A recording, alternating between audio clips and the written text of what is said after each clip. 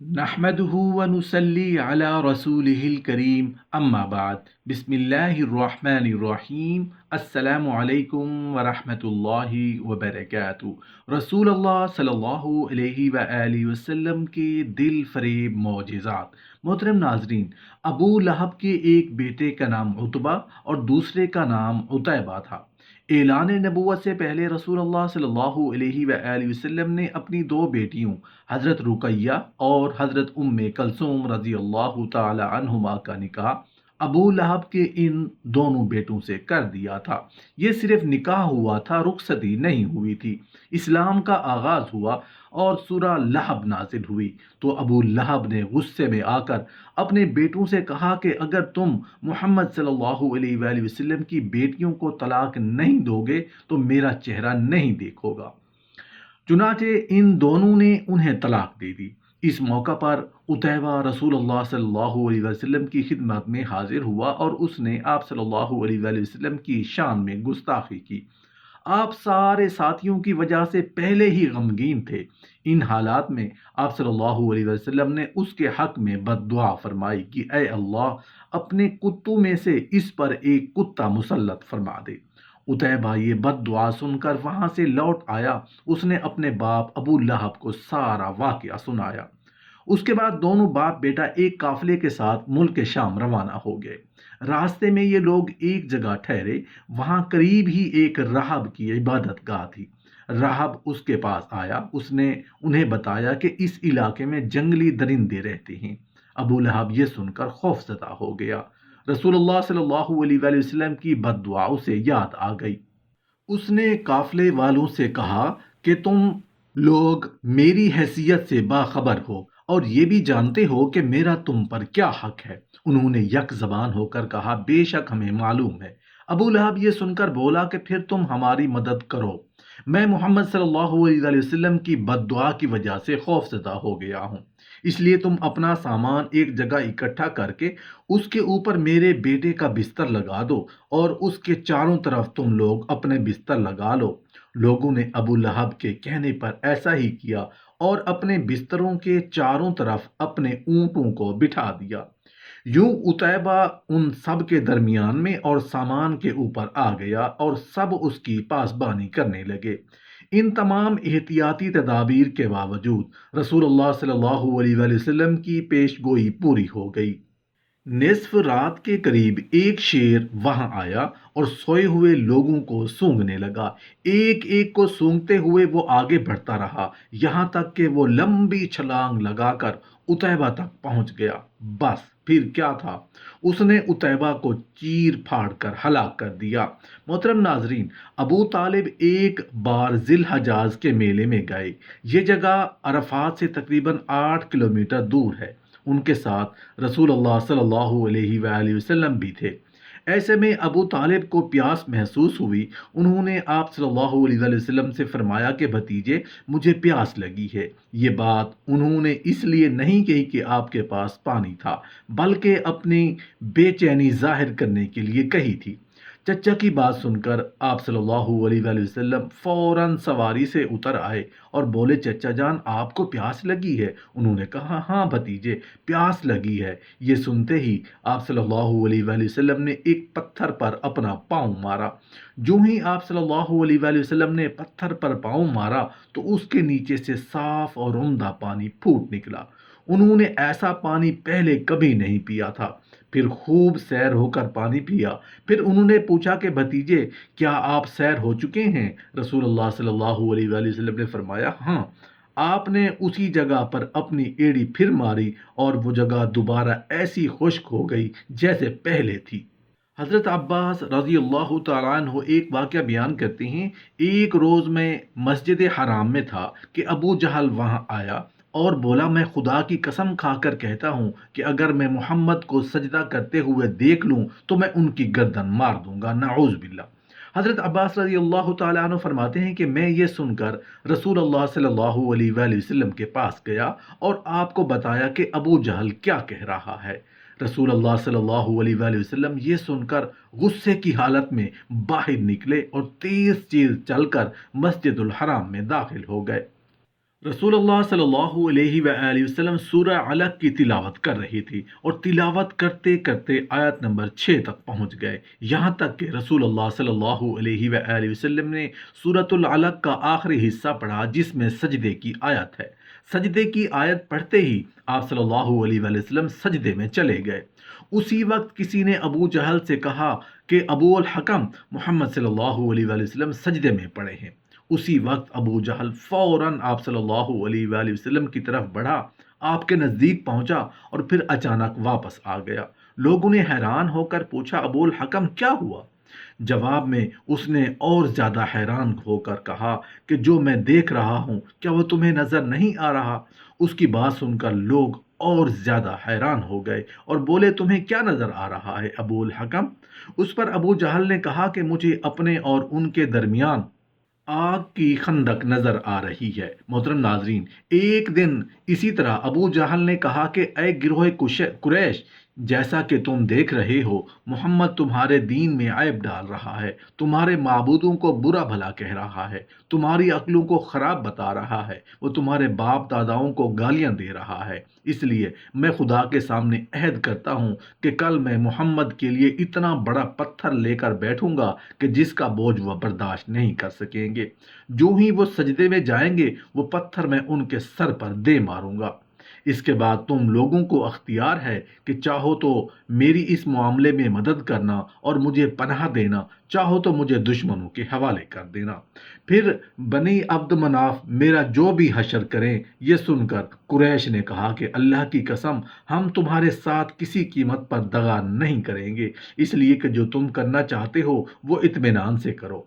दूसरे दिन अबू जहल अपने प्रोग्राम के मुताबिक एक बहुत भारी पत्थर उठा लाया और रसूलुल्लाह सल्लल्लाहु अलैहि वसल्लम का इंतजार करने लगा।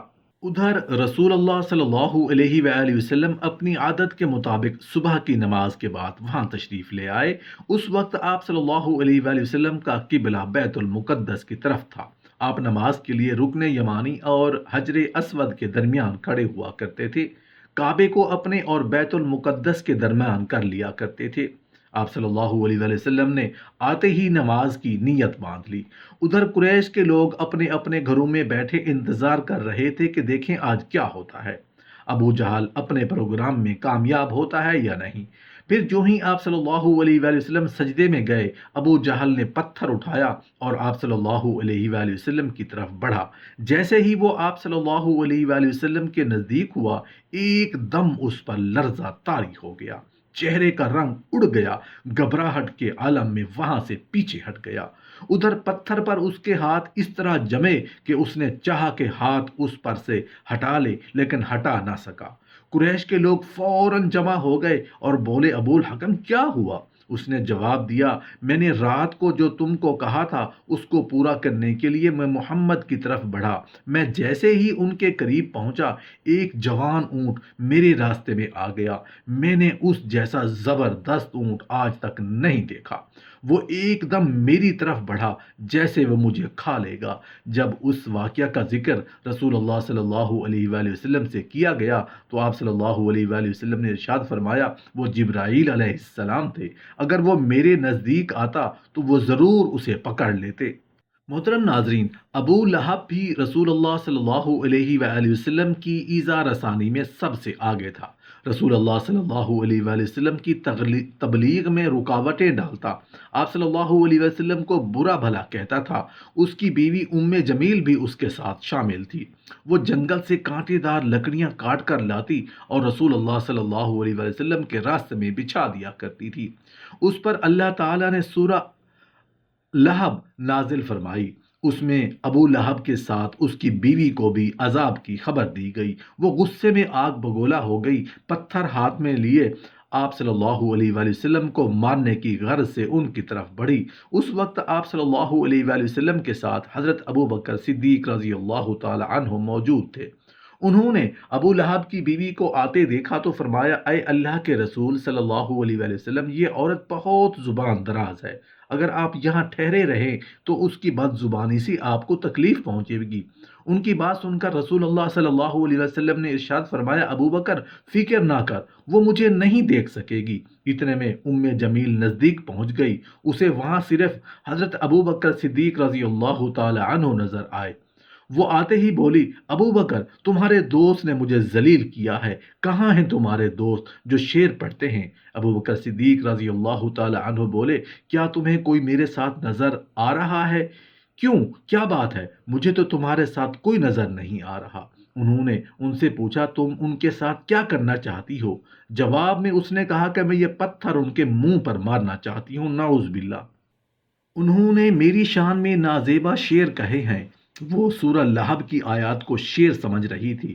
اس پر انہوں نے کہا کہ نہیں، اللہ کی قسم وہ شاعر نہیں ہے، وہ تو شعر کہنا جانتے ہی نہیں، نہ انہوں نے تمہیں ذلیل کیا ہے۔ یہ سن کر وہ واپس لوٹ گئی۔ بعد میں ابو بکر صدیق رضی اللہ تعالی عنہ نے آپ صلی اللہ علیہ وآلہ وسلم سے پوچھا کہ اے اللہ کے رسول، وہ آپ کو دیکھ کیوں نہیں سکی؟ آپ صلی اللہ علیہ وآلہ وسلم نے ارشاد فرمایا، ایک فرشتے نے مجھے اپنے پروں میں چھپا لیا تھا۔ ایک روایت کے مطابق آپ صلی اللہ علیہ وآلہ وسلم نے یہ جواب ارشاد فرمایا، میرے اور اس کے درمیان ایک آڑ پیدا کر دی گئی تھی۔ محترم ناظرین، ایک بار مکہ میں قحط پڑ گیا، بارش بالکل نہ ہوئی۔ لوگ ایک دوسرے سے کہتے تھے کہ لات و عزا سے بارش کی دعا کرو، کچھ کہتے تھے کہ تیسرے بڑے بت منات پر بھروسہ کرو۔ اسی دوران ایک بوڑھے نے کہا کہ تم حق اور سچائی سے بھاگ رہے ہو، تم میں حضرت ابراہیم علیہ السلام اور حضرت اسماعیل علیہ السلام کی نشانی موجود ہے، تم اسے چھوڑ کر غلط راستے پر کیوں جا رہے ہو؟ اس پر لوگوں نے اس سے کہا، کیا آپ کی مراد ابو طالب سے ہے؟ تو اس نے کہا، ہاں، میں یہی کہنا چاہتا ہوں۔ اب سب لوگ ابو طالب کے گھر کی طرف چل پڑے۔ وہاں پہنچ کر انہوں نے دروازے پر دستک دی تو دروازے پر ایک خوبصورت آدمی آیا، اس نے تہبند لپیٹ رکھا تھا۔ سب لوگ اس کی طرف بڑھے اور بولے، اے ابو طالب، وادی میں قحط پڑا ہے، بچے بھوکے مر رہے ہیں، اس لیے آؤ اور ہمارے لیے بارش کی دعا کرو۔ چنانچہ ابو طالب باہر آئے، ان کے ساتھ رسول اللہ صلی اللہ علیہ وآلہ وسلم بھی تھے۔ آپ ایسے لگ رہے تھے جیسے اندھیرے میں سورج نکل آیا ہو۔ ابو طالب کے ساتھ اور بھی بچے تھے، لیکن انہوں نے آپ صلی اللہ علیہ وآلہ وسلم کا بازو پکڑا ہوا تھا۔ اس کے بعد ابو طالب نے آپ کی انگلی پکڑ کر کعبے کا طواف کیا۔ یہ طواف کر رہے تھے اور دوسرے لوگ آسمان کی طرف نگاہ اٹھا اٹھا کر دیکھ رہے تھے، جہاں بادل کا ایک ٹکڑا بھی نہیں تھا۔ لیکن پھر اچانک ہر طرف بادل گھر گھر کر آنے لگے، اس قدر زوردار بارش ہوئی کہ شہر اور جنگل سیراب ہو گئے۔ محترم ناظرین، رسول اللہ صلی اللہ علیہ وآلہ وسلم چند سال اپنے دوسرے چچا زبیر بن عبد المطلب کے ساتھ بھی رہے تھے۔ اس زمانے میں ایک مرتبہ رسول اللہ صلی اللہ علیہ وآلہ وسلم اپنے چچا کے ساتھ ایک مرتبہ قافلے میں یمن تشریف لے گئے۔ راستے میں ایک وادی سے گزر ہوا۔ اس وادی میں ایک سرکش اونٹ رہتا تھا، گزرنے والوں کا راستہ روک لیتا تھا، مگر جو ہی اس نے رسول اللہ صلی اللہ علیہ وآلہ وسلم کو دیکھا تو فوراً بیٹھ گیا، منہ سے اپنی چھاتی رگڑنے لگا۔ آپ صلی اللہ علیہ وآلہ وسلم اپنے اونٹ سے اتر کر اس پر سوار ہو گئے۔ اب وہ اونٹ آپ کو لے کر چلا اور وادی کے پار تک لے گیا۔ اس کے بعد آپ نے اونٹ کو چھوڑ دیا۔ یہ قافلہ جب سفر سے واپس لوٹا تو اس قافلے کا ایسی وادی سے گزر ہوا جو طوفانی پانی سے بھری ہوئی تھی، پانی موجیں مار رہا تھا۔ یہ دیکھ کر آپ صلی اللہ علیہ وآلہ وسلم نے قافلے والوں سے فرمایا، میرے پیچھے پیچھے آؤ۔ پھر آپ صلی اللہ علیہ وآلہ وسلم اطمینان سے وادی میں داخل ہو گئے۔ باقی لوگ بھی آپ کے پیچھے تھے۔ اللہ رب العزت نے اپنی قدرت سے پانی خشک کر دیا اور آپ پورے قافلے کو لیے پار ہو گئے۔ قافلہ مکہ پہنچا تو لوگوں نے یہ حیرت ناک واقعہ بیان کیے۔ لوگ سن کر بول اٹھے کہ اس لڑکے کی تو کچھ شان ہی نرالی ہے۔